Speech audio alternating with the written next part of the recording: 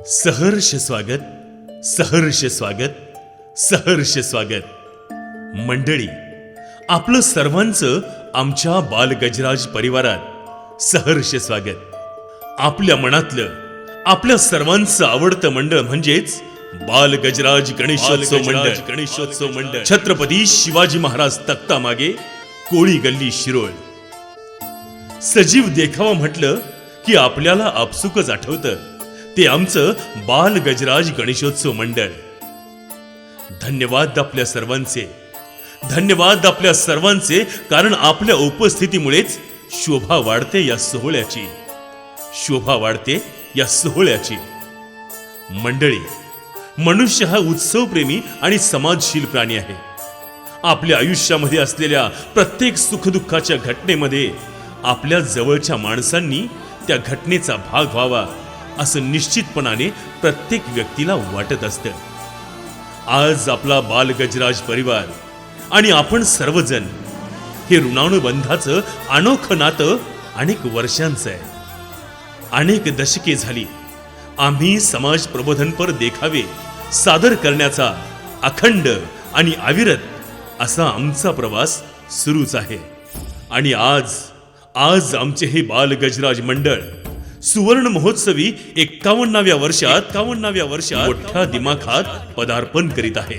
आणि हा जो आमच्या बालगजराज परिवाराचा जो सुवर्ण सोहळा आहे, हा सुवर्ण सोहळा आपल्या जवळच्या माणसांनी, जवळच्या मंडळींनी, आपल्या जिव्हाळ्याच्या माणसांनी बघावा, या देखाव्याचा आनंद घ्यावा आणि यामधूनच आपण काहीतरी उपदेश घ्यावा. याचसाठी आपण सर्वजण आमच्यावरील प्रेमाखातर या ठिकाणी उपस्थित राहिलात. आपल्या सर्वांचं बालगजराज परिवारामार्फत सहर्ष स्वागत, सहर्ष स्वागत. मंडळी, आपल्या या प्रेमामुळे आणि श्री गणरायाच्या कृपा आशीर्वादाने सलग दुसऱ्याही वर्षी शिरोळ शहर पोलीस ठाणे आणि शिरोळ शहर श्रमिक पत्रकार संघ यांचा अत्यंत प्रतिष्ठेचा आणि मानाचा गणराया अवॉर्ड देऊन मंडळाला गौरवण्यात आले आहे. विद्येचं आणि कलेचं आराध्य दैवत श्री गणरायाला साष्टांग दंडवत. आमच्या मंडळाचे प्रेरणास्थान कैलासवासी श्रीयुत शशिकांत कोळी तलाठे यांच्या पवित्र स्मृतीस विनम्र अभिवादन. सुवर्ण महोत्सवी बाल गजराज गणेशोत्सव मंडळ छत्रपती शिवाजी महाराज तख्ता मागे, कोळी गल्ली शिरोळ सादर करीत आहोत समाजामधील तुमच्या आमच्या कुटुंबातील उपेक्षित घटक म्हणजेच लई अवघड हाय गड्या उमगाया बापर. याच बापाच्या सन्मानार्थ हा देखावा समर्पित. लई अवघड हाय गड्या उमगाया बापर. मंदी माया त्याच्या काळ्या मेघावानी, दाखविना कधी कुणा डोळ्यातल पाणी. नमस्कार मंडळी, नमस्कार नमस्कार. गोंधळी महाराज नमस्कार. नमस्कार नमस्कार. अहो, इकडं कुठं वाट चुकल्याचं म्हणायचं. आमच्या बालगजराज परिवारात तर कुणाचं लगीन बी झालं नाही, मग तुम्ही कुणाचा गोंधळ घालायला म्हणायचं. अहो पाहुणं, हा गोंधळ लग्नाचा नाही, बर तर समाज प्रबंधनपर गोंधळ घालायला आलोय आम्ही. बरं चांगलाय. बरं, कुठल्या गावचं म्हणायचं तुम्ही आणि नाव काय म्हणायचं तुमचं आणि तुमच्या गोंधळ पार्टीचं? अहो, आम्ही बी ह्या गावचंच आहे ना, आंबाबाईच्या देवळाजवळचं. मारुती गोंधळी नाव आहे माझं. असं. आणि ही माझी जय जगदंब गोंधळ पार्टी बघा. बरं. अहो, आमची ही नवी पिढी आहे बघा. गोंधळाची परंपरा अगदी छत्रपती शिवाजी महाराजांच्या काळापासून सुरू आहे आणि ती आता आम्ही पुढे चालवतोय बघा. शिरोळ आणि पंचकृषीत आमच्याशिवाय कोण गोंधळ घालत नाहीत बघा. आणि हा पोरगा माझा, अहो हा पोरगा अख्ख्या राज्यात 8 राज्यात आणि परदेशात सुद्धा गोंधळ घालून आलाय बघा. अरे दुबई आणि मॉरिशसला. वा छान. भले शाबास. मग आता गोंधळाला सुरुवात करणार म्हणायची. बरं आहे मग तुमची आणि मायबाप रसिक प्रेक्षकांची परवानगी घेऊन करतो सुरुवात. हे पोरांनो करा ये गोंधळा ये देव गोंधळा ये गोंधळ मांडीला गोंधळा ये शिरोची अंबाबाई गोंधळा ये गोंधळ मांडीला गोंधळा ये गोंधळा ये गोंधळ मांडीला गोंधळा ये गोंधळा ये देवी गोंधळा ये गोंधळ मांडीला गोंधळा ये शिरोची मरगुबाई गोंधळा ये गोंधळ मांडीला गोंधळा ये गोंधळा ये देवी गोंधळा ये गोंधळ मांडीला गोंधळा ये मोहन महाराज गोंधळा ये गोंधळ मांडीला गोंधळा ये गोंधळा ये देवी गोंधळा ये गोंधळ मांडीला गोंधळा ये या दत्त महाराज गोंधळा ये गोंधळ मांडीला गोंधळा ये गोंधळा ये देवी गोंधळा ये गोंधळ मांडीला गोंधळा ये गोंधळ गाईला न चौरंग सोन्यानं मडविला गोंधळ गाईला चौरंग सोन्यानं मडविला गोंधळ गाईला चौरंग सोन्यानं मडविला गोंधळ गाईला चौरंग सोन्यानं मडविला आई उधा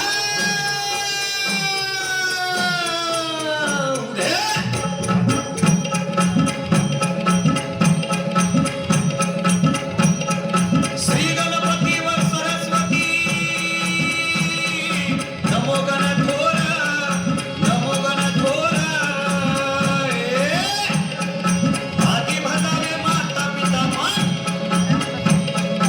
आदि भजावे माता पिता मग हिंदू जग सार रामा सावया रामा आदि भजावे माता पिता मग हिंदू जग सार रामा सावया रामा मातो श्रीनाथाला पाजिला मातो श्रीनाथाला पाजिला अमृताची धार अमृताची धार मातो श्रीनाथाला पाजिला अमृताची धार अमृताची धार तिला हाताचा पाल मातेनं तिला हाताचा पाल मातेनं उपजिला बाळाला रामा सावया रामा तिला हाताचा पाल मातेनं उपजिला बाळाला रामा सावया रामा तरुण नेत्राचं दिवा मातेनं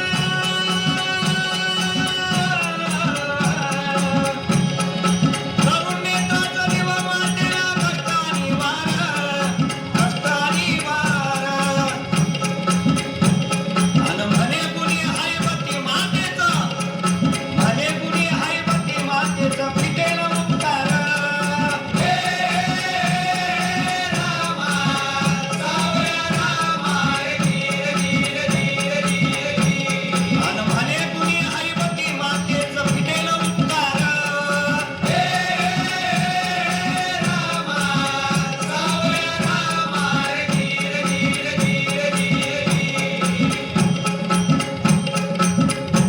बघा ज्या आईनं नेत्राचे दिवे करून आपल्या पोराला लहानाचं मोठं केलं ज्या बापाच्या डोळ्यात पोराला मोठं करता करता घासाळ पडली त्याच आई बापाची दृष्टी गेली आई बाप काय म्हणायला लागली पोरा दिसत नाही ऑपरेशन कर थोडं तरी या डोळ्यांना बरं वाटत पण हो अडाणी तर अडाणी उच्च शिक्षित लोक ही म्हणतात आई बाबा या महिन्यात पैसे नाही तो पुढच्या महिन्यात ऑपरेशन करूया अरे लाजा वाटू द्या लाजा ज्या आईनं तुला जग दाखवलं ज्या आईनं नेत्राचे दिवे केले तुला लहानाचं मोठं केलं ज्या बापानं तुझ्यासाठी डोळ्याची घासाळं केली त्यांच्या ऑपरेशन साठी तुझ्याकडे पैसे नाहीत छोटीशी कथा सांगतो ऐका माय बाप हो एकदा एका खेड्यातील माता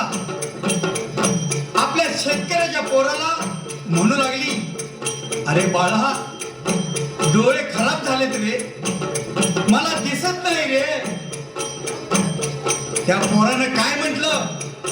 आई, काळजी करू नको, तुला जयसिंगपूरला चांगल्या दवाखान्यात घेऊन जातो, तुझ्या डोळ्याचं ऑपरेशन करतो, मग दिसायला लागेल तुला. ही म्हटली, बाळा, जयसिंगपूरच्या दवाखान्याला जाऊनही जर बरं वाटलं नाही तर तू काय करशील? म्हटलं, आई घाबरू नको. ज्या उसानं शेतकऱ्याला आयुष्यभर पोटासाठी संघर्ष करायला लावलं, त्या उसाला आता राजू शेट्टींच्या मुळे चांगला दर मिळतोय, चांगले पैसे यायला लागलेत. आई, त्याच उसाच्या पैशानं तुला मुंबईच्या मोठ्या हॉस्पिटलमध्ये घेऊन आणि तुझे डोळे बरे करून आणि. आई लगेच काय म्हटली, पण बाळा, माझं मुंबईला जाऊनही डोळे बरे नाही झाले तर काय करशील?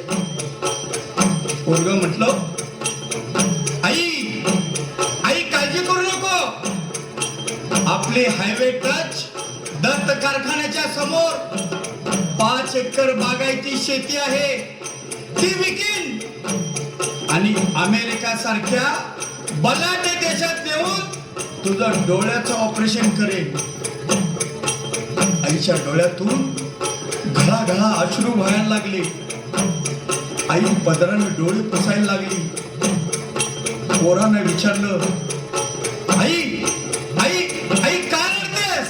अरे बाळा, माझे डोळे चांगले आहेत रे, तुझी फक्त परीक्षा बनत होती आणि तू परीक्षा पास झालास बर का.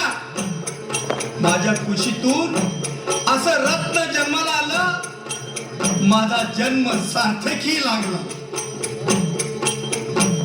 मुलगा म्हणाला, आई पास झालं ना परीक्षेत, झालं ना तुझ्या परीक्षेत पास, पण दुर्दैवाने माझे जर डोळे खराब झाले तर तू काय करशील? आई म्हटली, बाळा, जर दुर्दैवाने तुझे डोळे जर खराब झाले तर तुला कुठल्याही दवाखान्यात नेणार नाही, कुठल्याही मोठ्या शहरात घेऊन जाणार नाही. तुला माझे डोळे काढून दे पोरा, माझे डोळे काढून दे. बघा, हे फक्त आणि फक्त या जगामध्ये आई वडीलच करू शकतात. मग काय रे बाबांनो, सरकारी दवाखान्यात मोफत मोतीबिंदूचं ऑपरेशन होतो आणि तेही कुठलाही खर्च न करता. मग तुमची एवढी दानत नाही आहे का की तुम्ही सरकारी दवाखान्यापर्यंत आई बापाला घेऊन जाऊ शकत नाही का? या बाळगजराज परिवाराच्या वतीनं विनंती करतो, माय बापानो, आई बापाला सांभाळा. आई बापा इतकं मोठं दैवत कुठंच नाही आहे. तुमच्या आमच्या कुटुंबातील उपेक्षित असणारे तुमचे आमचे आई बाप यांच्या जीवनावर प्रकाश टाकणारा वास्तव आपल्या समोर सादर करीत आहोत.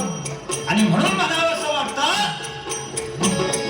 गेला हाताचा पाला मातेनं उपजिलं बाळाला, हे रामा, धीर धीर धीर धीर धीर.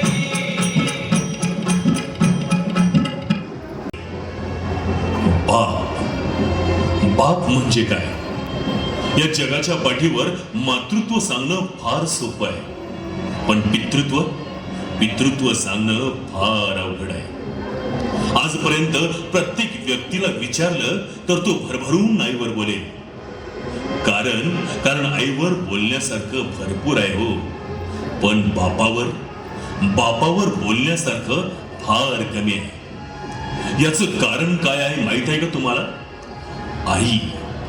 आई पडद्याच्या समोर उभं राहून प्रेम करते, तर बाप हा पडद्याआडचा कलाकार आहे. आजपर्यंत आईचं प्रेम दिसलं, पण बापाचं प्रेम दिसणारी माणसं फार कमी आहे. लक्ष देऊन ऐका सज्जनपूर, संतांनीही बापाचं तसंच वर्णन केलं. धन्य माता आणि नंतर पिता, कवनाची माय आणि संत सांगतात नंतर बाप. संतांनी आधी आई सांगितली आणि नंतर बाप सांगितला. याचा अर्थ संतांनी आईला तेवढंच महत्व दिलं. सज्जन हो, या ठिकाणी सांगायचं तात्पर्य असं की साने गुरुजींनी श्यामची आई या विषयावर प्रतिपादन केलं आहे आणि म्हणून या ठिकाणी मातृत्व सांगणं फार सोपं आहे. पहा, आई जे प्रेम करते ना, तसं प्रेम जगाच्या पाठीवर कोणीच करू शकत नाही. शाळेत मुलांना निबंध लिहायला लावल्यावर 99 मुलं माझी आई यावर निबंध लिहितात आणि कुणीतरी एकटाच लिहितो माझा बाप या विषयावर. बरं, पोराचंही बरोबरच आहे हो. आई म्हणत असते, पोरा मोबाईल बघू नको, पप्पा रागावतील. बाप रागवेल. पोरग गप्प गुमान खात बसतंय. बापाच्या गाडीचा आवाज जरी आला ना तरी पोरग लगेच वही उघडून बसतंय. पोरग मनात म्हणतंय, बाप काय मला मारायला जन्माला आलाय का काय? असा असतो का कधी बाप? खरंच सांगा आई, इथं जमलेल्या सगळ्या आयांनो खरं सांगा, तुमचं काळीज लई आडवं आहे हो. तुम्ही आमच्यावर खूप प्रेम केलं. तुम्ही हृदयावर लाथा खाल्ल्या तरी स्तनपान केलं. आम्ही पोटात घर घर फिरलो तरी आमच्यावर प्रेम केलं. पण खरं सांगू का तुमच्या या प्रेमापुढं आमच्या या बिचाऱ्या बापाचं प्रेम मात्र झाकून जातं. आमच्या या बापाचं प्रेम मात्र झाकून जातं.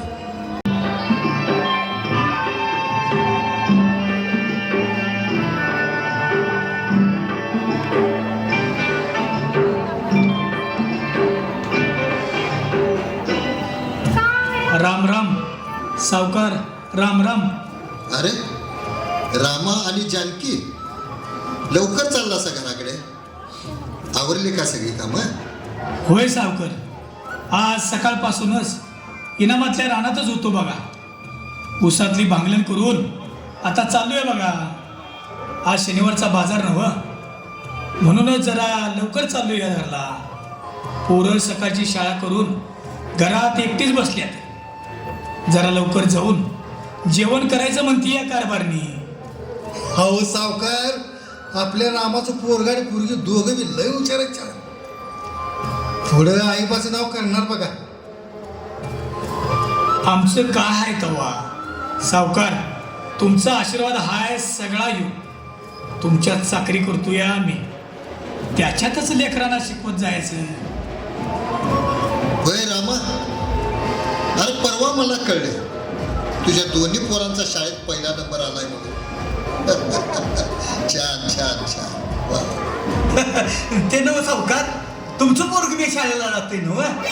होय होय, ऐक, पण काय करणार, दोस्त लगे एवढा पैसा अडका असून काय उपयोग आहे का?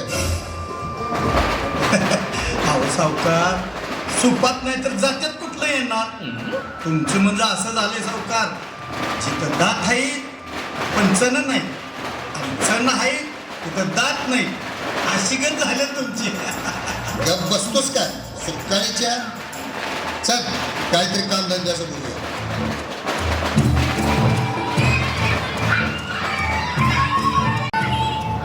अरे पिंट्या, ए पिंके, येत आहे का इकडं?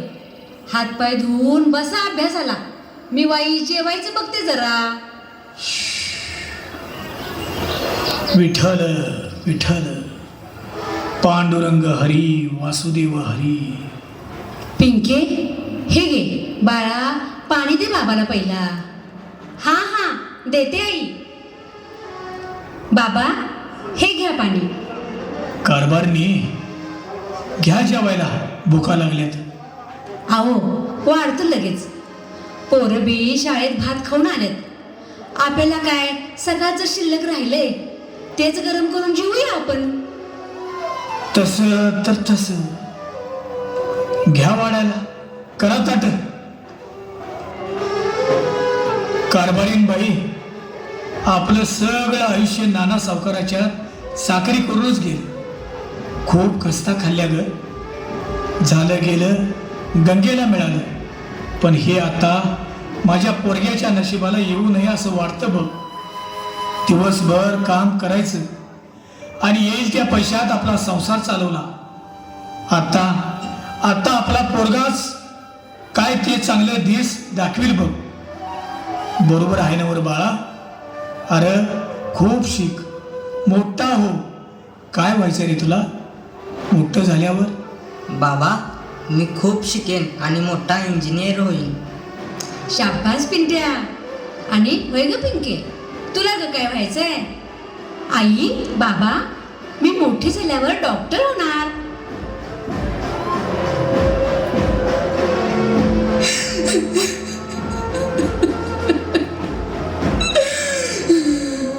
काय ग जानकी, काय झालं? काय रडतेस? पोरग म्हणते ना इंजिनियर व्हायचं, पोरगी म्हणते ना डॉक्टर व्हायचं, मग काय झालं? काय झालं? काय रडतेस? हो, तुमचं सांगणं बरोबर आहे, पण आपल्या या अशा परिस्थितीत आपण यांना कसं शिकवणार हो? त्यांच्या शाळेच्या फॅ लई असतात म्हणून एवढं पैसे कुठून आणायचं व? सकाळचं आण संध्याकाळी गरम करून खातोया, संध्याकाळचं सकाळी गरम करून खातोया. असं असताना तुम्ही मुलग्याला इंजिनियर आणि मुलगीला डॉक्टर करायची स्वप्न बघताय होय?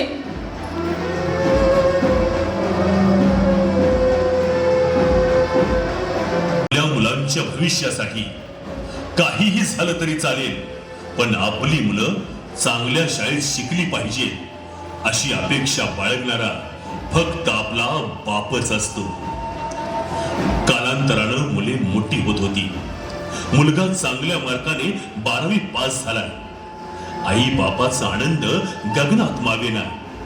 मुलाला इंजिनियर करण्यासाठी आपली आर्थिक परिस्थिती नसतानाही धडपडणारा होता तो बाप. कोणीतरी सांगितलं, पुण्यामध्ये शिक्षण चांगलं मिळतं, तिथं जाऊन तुझ्या पोराला ऍडमिशन घे. दुसरा दिवस उजाडला. अंगावर फाटक्याने मळलेले कपडे, तसाच पायात तुटकी चप्पल, काखेत पिशवी अडकवून 200 रुपये घेऊन हा बाप पुण्यात जाण्यासाठी महामंडळाच्या एसटी मध्ये बसला. पुण्यात पोहोचल्यानंतर विचारत विचारत त्या कॉलेजपर्यंत चालत गेला. शहरामधील कॉलेजमधील प्रवेशाची डोनेशनची भयावह रक्कम ऐकून थक्क झालेला हातबल बाप निराशेने घरी परतला.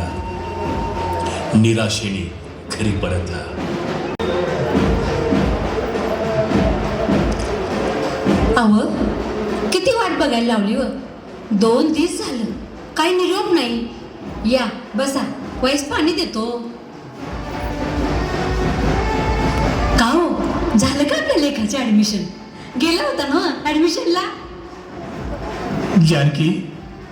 जानकी, आपल्या पोराचं ऍडमिशन होईल, पण त्यांनी एक अट घातली आहे. अट? काय हो, काय अट आहे? त्यांनी आपल्याला 4 लाख रुपये डोनेशन काय ते मागितले. काय करायचं कळना झाले बघ मला. कुठनं एवढं पैक गोळा करायचं? हे बघ, ते घरात ठेवलेले 1.5 लाख रुपये आहेत ते दे आणि थोडं पैसे गोळा करूया. लागलं तर मी स्वतःला विकेन, पण माझ्या लेकाचं शिक्षण पूर्ण करणार म्हणजे करणारच. अव, तुमचं सांगणं बरोबर आहे. आता आपली लेक बी वयात आली या, तिच्या लग्नाचं बघायला नको होय? त्यावेळी काय करणार आहे सा? तवा बघू. मला आता त्याच्या शिक्षणापुढं दुसरं काय दिसेना बघ, बस. पण पैशाची जोडणा कशी करणार? रक्कम काय थोडी आहे होय? जानकी, एक काम करूया, नाना सावकारकडे जाऊ. तो देव माणूस आहे, करील मदत नक्की बघ. चल चल चल. होय होय, चला चला जाऊया.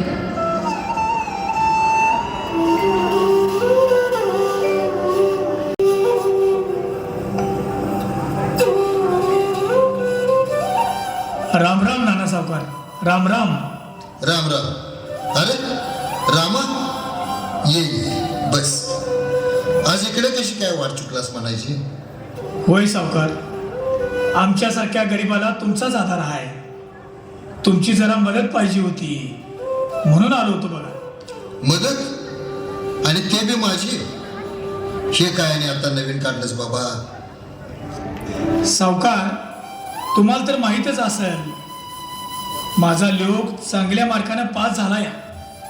त्याला शहरातल्या चांगल्या कॉलेजमध्ये ॲडमिशन घ्यायचं आहे बघा. अरे वा वा वा. पण माझी काय मदत लागणार आहे? ते नव थोडं पैकं लागणार होतं. अरे माझ्याकडे एवढं कुठं पैका आहेत बाबा? सावकार, सावकार असं नका करू. पाहिजे तर माझी जमीन देतो घाणवट, पण मला पैकं द्या सावकार, मला पैकं द्या. रामा शांत हो. अरे माझा लोक शिकला नाही, पण तुझा शिकतो. चांगलाय बाबा, चांगलाय. देतो तुला पैसे. उद्या घेऊन जा आणि कर तुझ्या लेकाचं ऍडमिशन. मग तर झालं. दिवाणजी, घेऊन टाका यांना 2.5 लाख रुपये आणि सोबत त्याची नोंद पण ठेवा आपल्याकडे. होय मालक, होय घेतो. नोंदी बी ठेवून घेतो. धन्य आहे नाना, तुम्ही धन्य आहे. नाना सावकार, अहो तुमच्यासारखी अशी सामाजिक कार्यात पुढे येऊन गरजवंताला मदत करणारी माणसं लई कमी आहेत बघा. तुमच्यासारखी दानशूर माणसं या समाजात जर पुढे आली तर ह्यो समाज सुधारायला वेळ लागणार नाही ना. होय होय होय होय होय का नाही? होय, अगदी बरोबर बोलला बघा. साठी पुण्यातल्या एका चांगल्या कॉलेजमध्ये प्रवेश मिळवून शिक्षणासाठी पाठवलंय.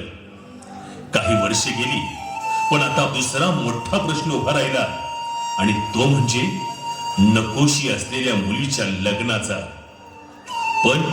पण म्हणतात ना, लग्नाच्या गाठी या स्वर्गात बांधल्या जातात. काय चाललंय म्हणायचं? काय नाही राजा भाऊ, चालल्या रानातली कामं. बरं ते नव्ह, तू बरा निवंत आहेस इकडे आज. तुझ्याकडे एखादं मुलीचं चांगलं स्थळ आहे का बघ. हा? मुलगा चांगला आहे, हं. 2 एकर शेती बी आहे बघ, बागायत. आणि पोरग निर्व्यसनी आहे बाबा. तवा बघ तुझ्या बघण्यात एखादी मुलगी असली तर.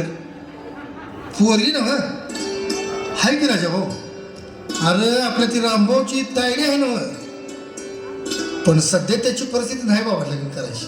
बापू, काळजी कशाला करतोस? जर ती तयार असतील तर सगळा खर्च मुलग्याकडच्यानं करायला लावतो बघ. काय सांगतोस? असं होय. चल मग विचारूया रामभाऊला. त्यो बघ रामभाऊ इथंच आहे ना. रामभाऊ, अरे रामभाऊ. बापू, अहो तुम्ही इकडे कसं काय? मला का बोलवता? अरे रामभाऊ, तुझ्याकडेच काम आहे बघ. हे राजाराम संकपाळ लग्न जुळत येतो. राम राम राम राम राम. राम राम राम राम. त्यांच्याकडे एक मुलग्याचं स्थळ आहे. चांगला आहे बघ मुलगा, निर्व्यसनी आहे बघ. तुझ्या तायडीसाठी बघतोस का बघ बाबा. बापू, तुमचं सगळं बरोबर आहे. तुम्हाला माझी समधी परिस्थिती ठाऊक आहे ना मग? रामभाऊ, अरे मी यांना सगळं सांगितलंय की स्वतः सगळा खर्च करून लगीन करून द्यायला तयार आहे. तेव्हा बघ घरात जाऊन विचारून. असं म्हणतोस? या मग बघूया. जानकी, अगे जानकी, तायडीला घेऊन ये बाहेर. आलो आलो. हा बापू, तुम्ही? अहो वहिनी, तुमच्या लेकीला स्थळ आणलंय. हां, मुलगा चांगला निर्व्यसनी आहे बरं का, पण शेतकरी आहे बघा. तुम्हाला चालतंय का बघा? आमचं काय हो, या तायडीच्या मनावर आहे सगळं. पोर शिकलेली आहे, तवा तिला साजेल असं स्थळ असेल तर मग बघू. तायडे, तुला काय वाटतंय ग? आई बाबा, माझी इच्छा विचारताय म्हणून खूप बरं वाटलं बघा मला. तुम्हाला माझी एवढी काळजी आहे हे बघून खूप समाधान वाटलं. बापू, माझं शिक्षण जरी झालं असलं तरी या जगाचा पोशिंदा असणारा आणि सगळ्यांचं पोट भरणारा शेतकऱ्यासोबत लग्न करण्यास मी तयार आहे. प्रत्येक मुलगी जर नोकरीवाला मुलगा शोधायला लागली तर शेतकऱ्यासोबत कोण लग्न करणार? उलट मी त्याच्यासोबत लग्न करून सुखाचा संसार करेन. शाबास मुली शाबास. तुझ्या या संस्काराला आणि विचाराला मी सलाम करतो बघ. तुझ्यासारखा जर सगळ्या मुलींनी विचार केला तर शेतकऱ्याच्या पोराचं कल्याणच होईल बघ. बापू, सगळं ठीक आहे, पण माझ्याकडं थांब रामभाऊ, ह्यो सगळा खर्च मुलग्याकडच्यानी उचलणार आहेत. तेव्हा तू फक्त मुलगी आणि नारळ दे बस. चालतंय ना? होय होय, ठीक आहे. मग चिमणकडे जाऊ हां, आणि चांगला मुहूर्त काढून देतो बघ तो.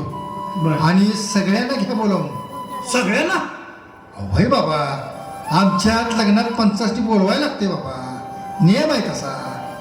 हे बघ रामभाऊ, भाऊसाहेब काय, अण्णा, बापू, चिमण, बाळकिसन, समजाच बोलवून घ्या.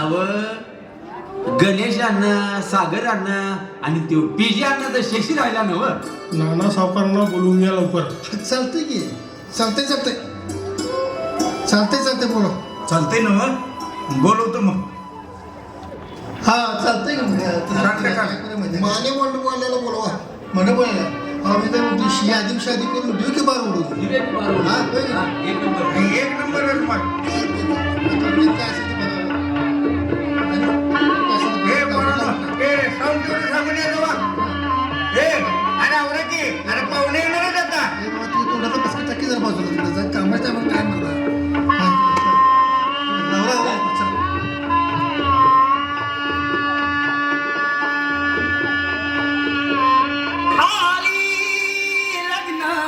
घटी समीप नवरा घेऊन यावा घरा गुह्योक्ते मधुपर्क पूजन करा अंतःपटाते धरा कुर्यात सदा मंगलम शुभमंगल.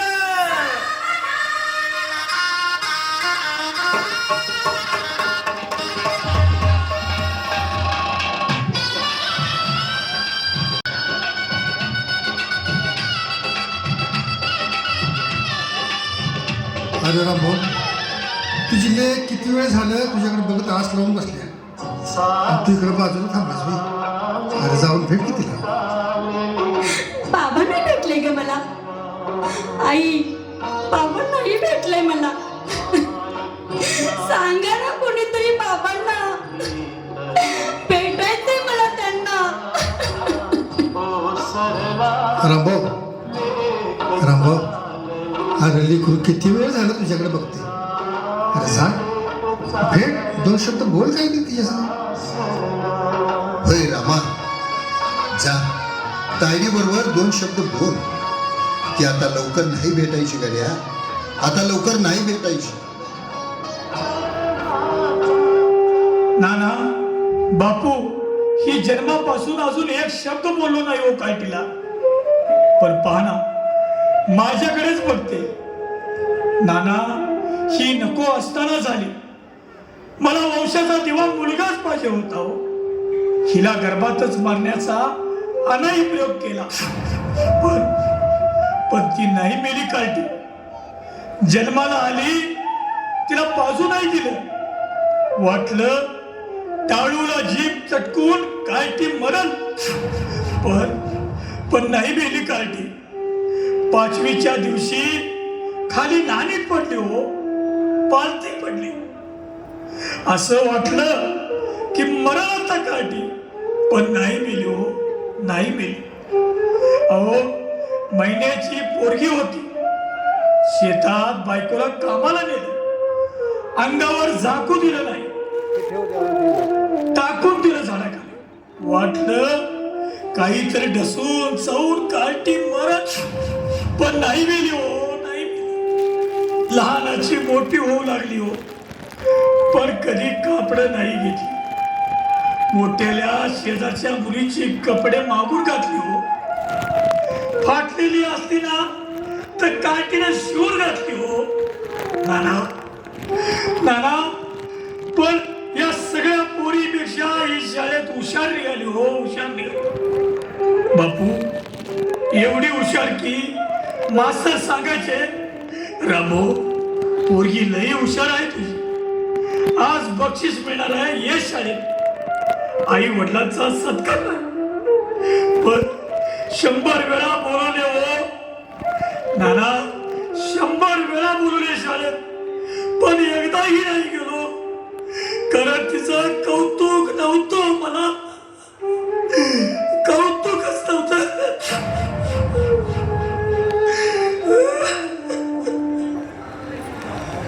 तालुक्यात पहिली आली कार्टी, अहो जिल्ह्यात पहिली आली, पण कौतुकच नव्हतं, कधी कौतुकच नव्हतं.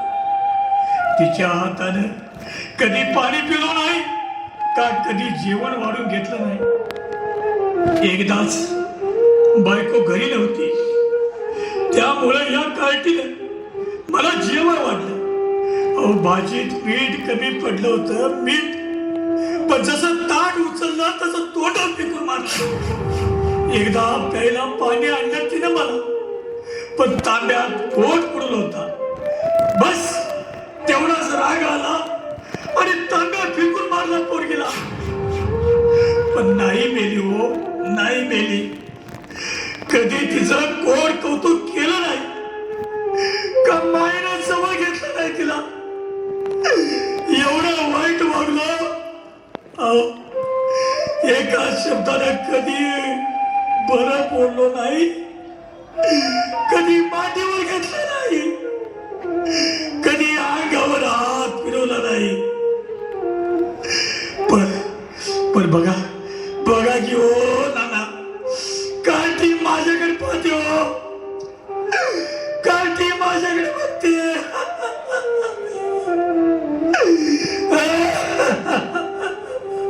लई वाईट वागलो बापू, नाना लई वाईट वागलो, लई वाईट वागलो.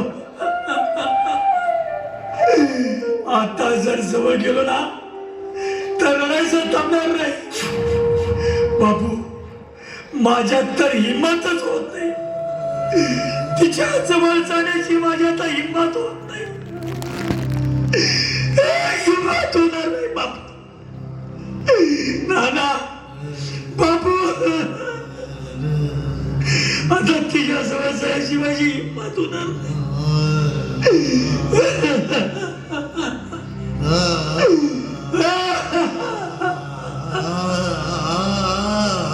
रामा, अरे मी हात जोडतो तुझ्या पुढे, पण आता एकदाच या क्षणीच फक्त तुझी मुलगी असणार आहे. आता उद्यापासून तू बोलवलास तरी ती माहेरी येणार नाही. ही एवढी एकच संधी आहे, जाऊन भेट. उद्यापासून संधी मिळणार नाही, तुला लक्षात ठेव. तुझा अधिकार संपला आता रामा, तुझा अधिकार संपला. अरे जरी तू माहेरी गेलास ना तरी तुला बैठकीत बसून पोरगीला चौकटीच्या आतूनच बोलावं लागेल. रामो, सावकर म्हणतात ते अगदी खरं आहे. ताडे ताडे ताडे हे ताडे हे बाळा, नाही बाबाला नाही बोलायचं, बाबाला नाही बोलायचं. बेटा बेटा, माझ्याशी बोलणार नाहीस, मला न भेटता चाललीस. माफ कर मला, मी चुकलो बा, मी चुकलो.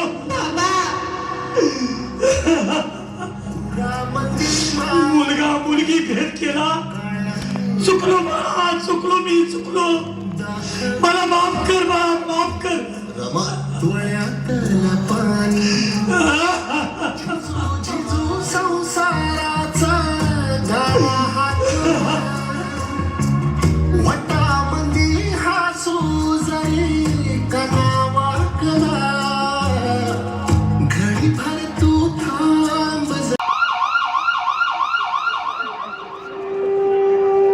बघितलं, आपला वंशाचा दिवा म्हणवणाऱ्या मुलाच्या वागण्याने आईला हृदयविकाराच्या धक्क्याने वाटेतच मृत्यूने गाठले.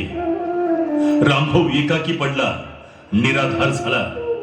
त्याला पोटा पाण्याची भान तर राहिली नाही.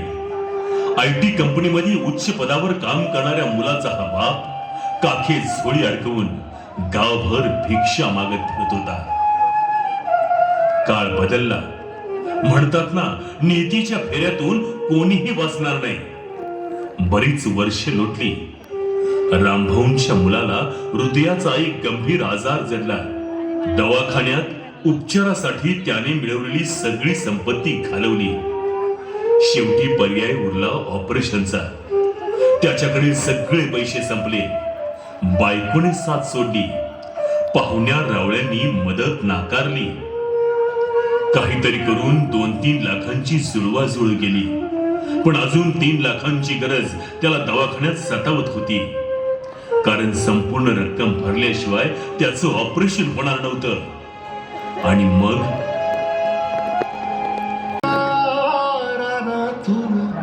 थोडं पुढे जाऊ गड्या, पाऊल थकलं नाही गड्या, पाऊल थकलं नाही. सुकलेल्या भाकरीला पाण्यासंग खाऊ गड्या, पाऊल थकलं नाही गड्या, पाऊल थकलं. हो बापू, ह्यो रामभाऊ तर नाही ना हो? ए रामभाऊ, ए रामभाऊ. अरे रामा, काय अवस्था केलाय रे स्वतःची? रामभाऊ, आज तुझा पोरगा परवा कोल्हापूरच्या दवाखान्यात दिसला होता रे. त्याचं टेन्शन घेतलंस का काय रे? कोण? आमचा आकाश? आमचा आकाश दवाखाने? वय वय दवाखान्यातच. त्याला काय ते हृदयाचा कुठला तरी गंभीर आजार जडलाय ना मग. काही पैसे लागणार आहेत म्हण ऑपरेशनला. त्याचंच टेन्शन घेतलंस का काय रे बाबा? काय सांगताय बापू? मला गेलं पाहिजे, मला गेलं पाहिजे, गेलं पाहिजे, मला गेलं पाहिजे. आकाश, आकाश, बाळा आकाश, बाळा आकाश, पडलंच पान बाळा आकाश, बाळा आकाश, बाळा आकाश. याचा हात पाठीवर सोनियाची खान शर्मेन नाही. मला कोणत्या पापाची शिक्षा देत आहेस रे? सगळ्यांनी माझी साथ सोडली रे. मी चुकलोय, मी चुकलोय. मी माझ्या आई वडिलांची सेवा नाही केली, त्यांचं ऐकलं नाही, त्यांच्याशी चुकीचा वागलो, चुकीचा वागलो. माफ कर मला देवा, माफ कर. गुड मॉर्निंग मिस्टर आकाश. चला आवरा पटकन. तुमचं लगेच ऑपरेशन करण्याचा निर्णय झालाय. आवरा पटकन. ऑपरेशन आता? अहो पण कसं शक्य आहे सर? तुम्ही तर बोलला होता की ऑपरेशनची सगळी रक्कम भरल्याशिवाय ऑपरेशन होणार नाही म्हणून. मिस्टर आकाश, ते सगळं आपण नंतर चर्चा करू. चला तुम्ही आवरा पटकन.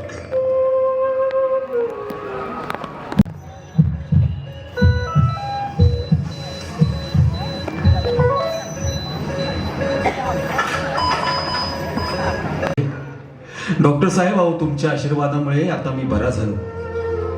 मला सांगाल का कोणी भरली एवढी मोठी रक्कम माझ्या नावची?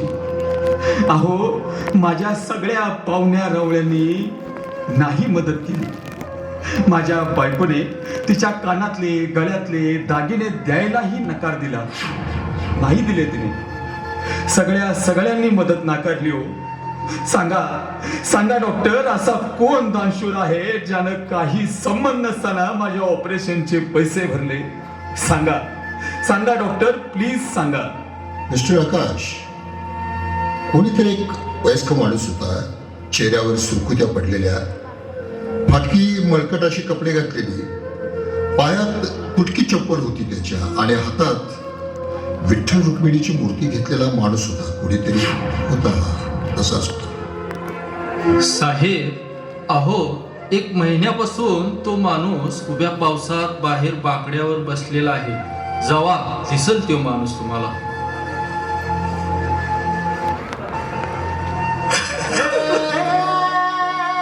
हे पांडुरंगा, माय बापा, विठ्ठला विठ्ठला, माझा एकुलता एक नियोग बरा झाला पाहिजे.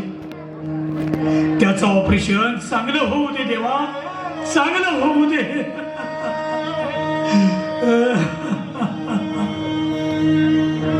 हे देवा, पांडुरंगा, विठ्ठला, अरे तू कृपाळू कनवाळू आहेस. तुला भक्त वात्सल्य, करुणा वात्सल्य म्हणतात. ऑपरेशन तेवढं चांगलं होऊ दे रे देवा, चांगलं होऊ दे. माझा मुलगा बरा होऊ दे, मुलगा बरा होऊ दे. बाबा, बाबा, तुम्ही तुम्ही माफ करा बाबा मला, माफ करा मला, माफ करा मला. चुकलो मी, चुकलो. तुमच्याशी खूप वाईट वागलो बाबा, खूप वाईट वागलो. बायकोचं ऐकून मी खूप मोठी चूक केली बाबा, खूप मोठी चूक केली. तुमच्यासारखा देव माणूस ओळखायला चुकलो मी, चुकलो. शेवटी बाप हा बापच असतो, बापच असतो, बापच असतो, बापच असतो. रामा, आकाश, चला. देवाच्या कृपेने, विठ्ठलाच्या कृपेने, पांडुरंगाच्या कृपेने व्यवस्थित झालं सगळं तुमचं. आजारातून तू बराई झालास आणि बाप लेकाची भेट पण झाली. झालं ना, आता झालं गेलं सगळं गंगेला मिळालं. आता सगळं मागं सोडून चला आपल्या गावाकडे. आपल्या गावची यात्रा आहे नव्हे, मंगळवारी देवाची स्वारी येणार आहे. तेव्हा चला चला समधीजण. दिवाणजी, समधी तयारी झाली नव्हे? सावकार, समधी तयारी अगदी व्यवस्थित केली आहे बघा. चला.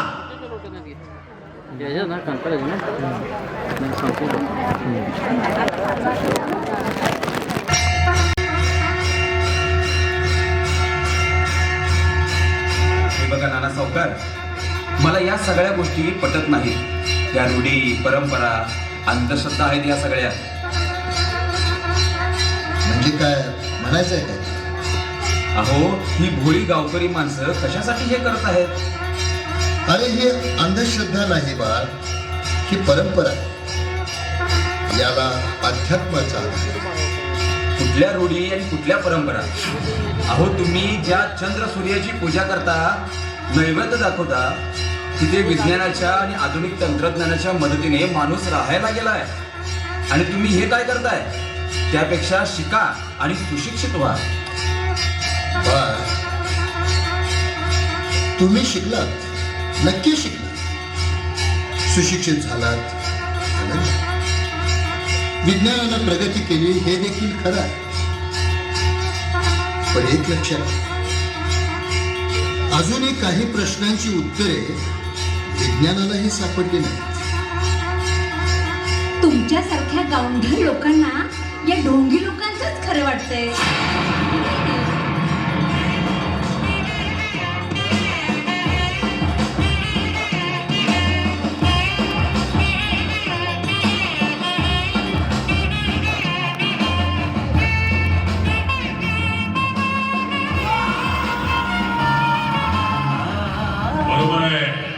बरोबर आहे तुझं. कारण तू कधी शोधलंच नाहीस.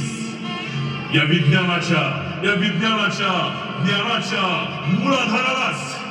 अरे हजारो वर्षांची परंपरा असलेल्या भारतीय संस्कृतीला तू कधी ओळखलंच नाहीस.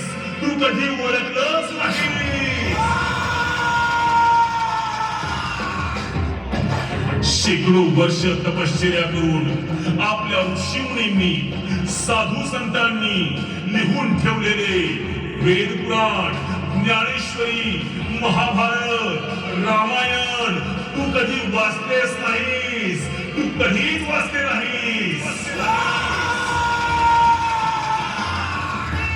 कोण होते ते ऋषीमुनी? अरे कोण होते ते ऋषीमुनी साधू संत त्यांच्या लेखणीमधून रचनेमधून या साऱ्या सृष्टीचे ज्ञान ज्यामध्ये साठवून ठेवलेले आहे आणि ते तू कधी ओळखलंच नाहीस. या देवदेवतांची पूजा का करतात त्या देवदेवतांची पूजा तू कधीच समजून घेतलं नाहीस. अरे तुला परमेश्वर समजायचं असेल तर तुला अध्यात्म समजायला हवं.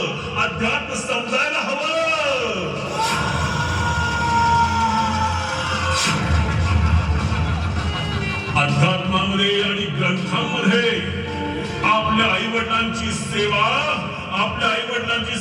म्हणजेच परम कर्तव्य आहे.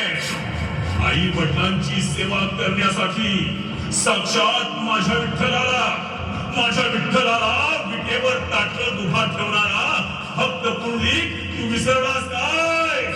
आपल्या अंध आई वडिलांना कावड खांद्यावर घेऊन तीर्थक्षेत्राची यात्रा करणारा श्रावण बाळ तू विसरलास?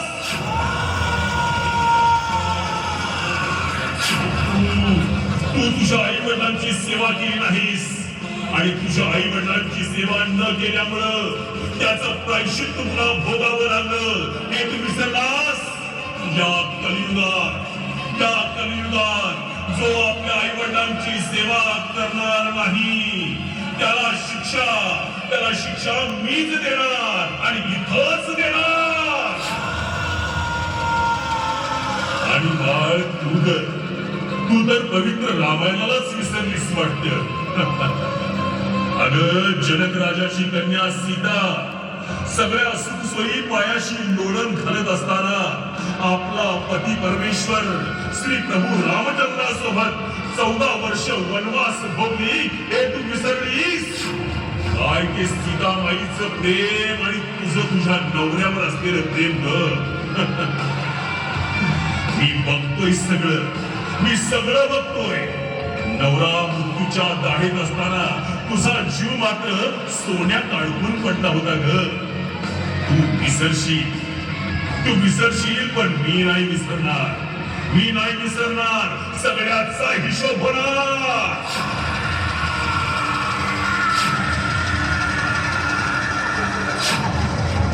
मुलांनो आणि मुलींनो लक्षात ठेवा, एकदा का तुमच्या आई बापाची मान तुमच्यामुळे खाली घालावी लागली तर गेलेली बापाची इज्जत करोडो रुपये देऊन सुद्धा परत येत नसते रे बाळांनो, परत येत नसते. बाळांनो आई बापाला सांभाळा रे बाळांनो, त्यांची सेवा करा. आणि हीच खरी भक्ती आहे आणि हीच खरी सेवा आहे.